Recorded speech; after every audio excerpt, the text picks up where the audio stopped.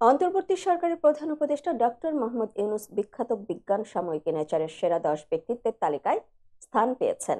Nature তাকে nation builder আখ্যা দিয়েছে। গতকাল সোমবার নেচার সাময়িকীর ওয়েবসাইটে প্রকাশিত প্রতিবেদনে বলা হয়েছে, বিজ্ঞান, প্রযুক্তি, প্রকৌশল ও চিকিৎসার ক্ষেত্রে গুরুত্বপূর্ণ অবদান রেখে কিভাবে গবেষকরা আমাদের পৃথিবীকে গড়ছেন তার স্বীকৃতি এই তালিকা। এবছরের তালিকায় আবহাওয়া পূর্বাভাসের নতুন ধারণা থেকে শুরু করে একটি জাতিকে নেতৃত্ব দেওয়ার বিষয় স্থান পেয়েছে।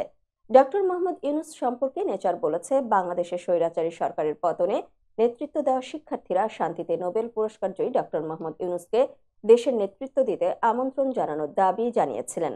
এটি ছিল ইউনূসের জীবনের সবচেয়ে বড় চ্যালেঞ্জ, কারণ 6 দশকের পেশা জীবনে তিনি কখনো রাষ্ট্র পরিচালনার দায়িত্ব পালন করেননি।